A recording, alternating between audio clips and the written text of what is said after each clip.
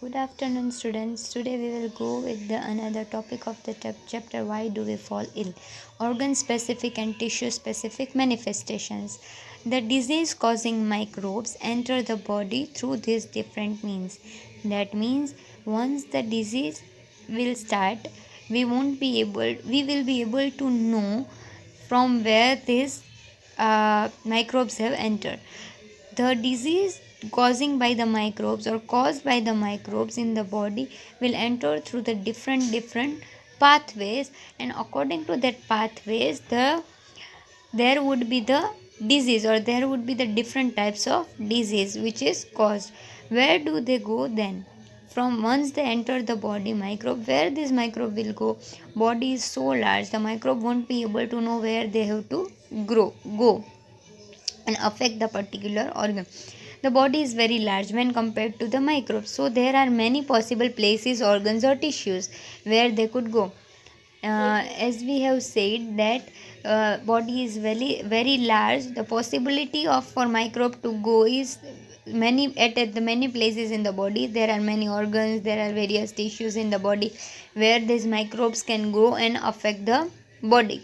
Do all microbes go to the same tissue or organ, or do they go to different ones?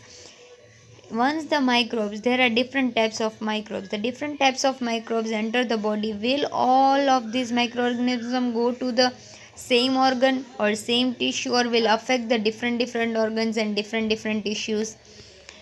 Different species of microbes means the different types of microbes seem to have evolved to home in on different parts of the body. Different microbes have different pathway, and different microbes will affect the different parts of the body and will cause different disease. In this part, the selection is connected to their point of entry. From where the microbe is entering is the point which will decide that the microbe will affect which organ. If microbe will enter through nose, it will affect the lungs, such as tuberculosis. Disease is tuberculosis or bacteria which causes tuberculosis. Once it enters through the mouth, it will cause the disease like typhoid, because it will go to the gut lining, or they are going to liver. They will affect the If they will affect the liver, then they will cause the disease called jaundice. If they are transmitted by sexual organs, that they will cause HIV. They will spread through the lymph nodes and affect the lymph nodes of the body. If they are by the mosquito bite, the microbe will enter the liver and RBC, and they will affect the liver and RBC and cause the malaria. Will go to liver and RBCs. The virus causing Japanese encephalitis or brain fever, they are also caused by the mosquito bite and will infect the brain. In brain fever and Japanese encephalitis, the brain is affected. The signs and symptoms of the disease will thus depend on the tissue or organ which the microbes target. If the lungs or the targets, then symptoms will be cough and breathlessness. If the lung is affected by the microbe or a microorganism, what would be the symptoms? The symptoms would be according to the organ. If it is affected, the organ affected is the lung, right? So the what would be the symptoms? The symptoms would be cough and breathlessness means the breathing difficulty. If liver is targeted, it will cause jaundice, the yellowish color, increase in bilirubin and biliverdin amount, that will cause yellowish of sclera, knees, nose tip, earlobe will become yellow in color. If brain is targeted, person will suffer from headaches, vomiting, fits, and unconsciousness. If the disease which is affected is brain fever, right, the patient will be suffering. They will have symptoms like headache, they will have vomiting, fits means seizures, or unconsciousness. We can imagine what the symptoms and signs of an infection will be if we know what the target tissue or organ is and the functions that are carried out by these tissues and the organs. In addition to the tissue specific effect of infectious disease, there will be other common effects too. What would be the other common effects? Most of these common effects depend on the fact that the body's immune system is activated in response to the infection. In any of the infection or in any of the disease, the one common effect which body will give is the awakening, is the awakening of the immune response, or you can say the immune system will give response against that particular antigen. Bacteria antigen means the bacteria, virus, microbe, anything. Once any of the microbe will enter the body's immune system will awake or get activated to that particular infection. An active immune system recruits many cells to the affected tissue to kill off the disease causing microbes. This recruitment process is called inflammation. What will occur in inflammation? Once body is affected by anything, any particular infection or disease, at that particular time the body or immune system will respond against that particular disease. What would be the response? What would be the body's immune system response against that particular infection? It will collect the activated cells, or you can say immune cells, to that particular organ or that particular situation at that particular point. There there it will cause redness and inflammation means a swelling would be seen at that particular organ, and that would be the response of the body to kill the disease causing microbes. As a part of this process, there are local effects such as swelling and pain, general effects such as fever. Fever is also very common symptom, or most common symptom you can say, in any of the disease. That is the response of our body against any of the infection. In some cases, the tissue specificity of infection leads to general seeming effects, such as in HIV infection, the virus goes to the immune system. What will occur in HIV? In HIV, virus will particularly attack the body, or you can say immune system of the body, and damage this function. Thus the many of the effects of HIV are because the body no longer fight off that many minor infections that we face every day. Instead, every small cold can become pneumonia. Similarly, a minor gut infection can produce diarrhea with blood loss. Ultimately, it is the other infection that kill the people. In HIV, the immune system is affected. That means a normal body person, the person having normal body, will able to fight against the minor diseases such as common cold. That means having a minor diarrhea or gut infection, they can fight with that. But the person with HIV won't be able to fight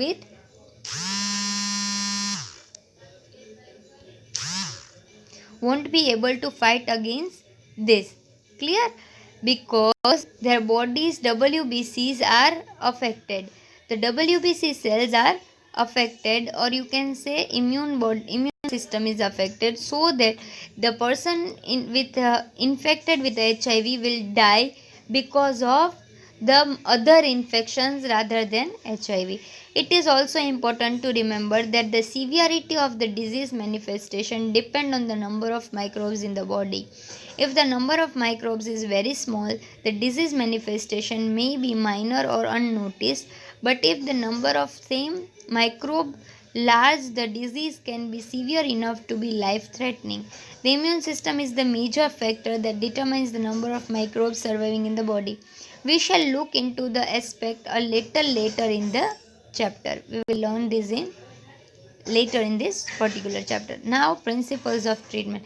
Once we are able to know what is the disease, we have learned how disease is caused, we have learned what is the origin of the disease, what are the symptoms of disease. Now we will learn the principles of treatment, how to treat the particular disease, or what should be the steps to treat the disease. What are the steps taken by your family when you fall sick? What your family members will do once you fall sick? Have you ever thought why you sometimes feel better if you sleep for some time? Why, when does the treatment involve the medicines? All these questions you have ever thought, yes or no? Okay. Based on what we have learned so far, it would appear that there are two ways to treat an infectious disease. One could be to reduce the effect of disease, and other is to kill the disease.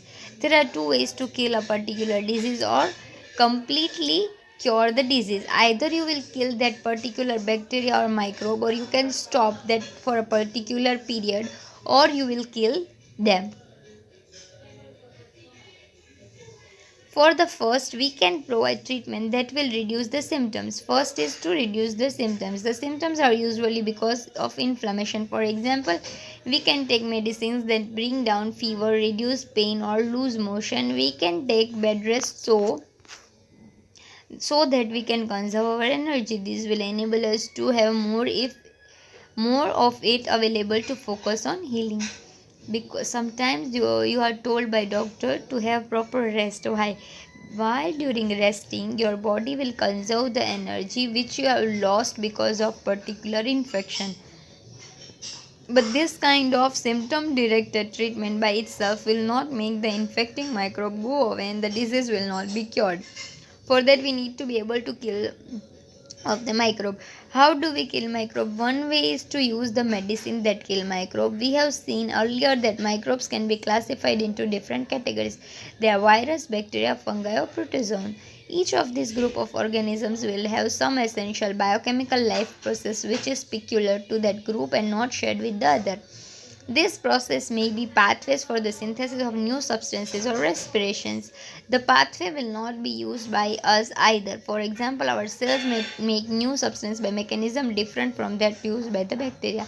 We have to find a drug that blocks the bacterial synthesis pathway without affecting our own. This is what is achieved by the antibiotics that we are all familiar with. Similarly, there are drugs that kills protozoans such as malarial parasite. See, if we talk about how we can protect from the disease, how we can cure the particular disease, we have to kill that particular microbes. What all are included in the microbes? The virus, bacteria, fungi, and protozoan are all included in the microbes. Now, we all are humans, but we do have different lifestyle according to our habitat, according to the, you can say, our culture, our traditions. Everyone have their own lifestyle. The same way virus, bacteria, fungi, and protozoan have their own lifestyle, their life processes, right? So they are sharing different groups. So a particular medicine will work for virus, will not work for, same medicine won't be working for the bacteria or fungi, right? If any antibiotic is working for bacteria, that won't be working for the virus. For virus you will need antiviral drugs. For bacteria you need antibacterial, that means the antibiotics. For fungi you need antifungal drugs. There are various different drugs which are used, or medicines which are used for the blocking the pathway of that particular bacteria, virus, fungi, or protozoans. For example, our cells make new substance by the mechanism different from that used by the bacteria. We have to find a drug that blocks the bacterial synthesis pathway. Now, how we can stop the mechanism? We have to find a drug.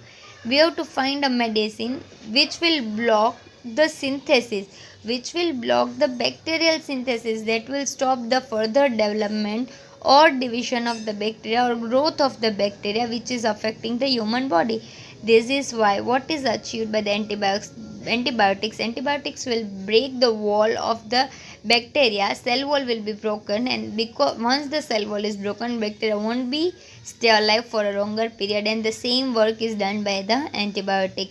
If we talk about protozoans is killed by the malarial parasite.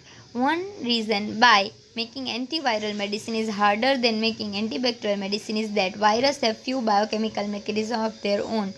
They enter our cell and use our machinery for their life purpose. See, viruses are the parasitic organism. They are dead when they are in atmosphere. Once they enter the body of an organism, they will become alive and they will start dividing there and using the that particular host body nutrition, and they will grow further.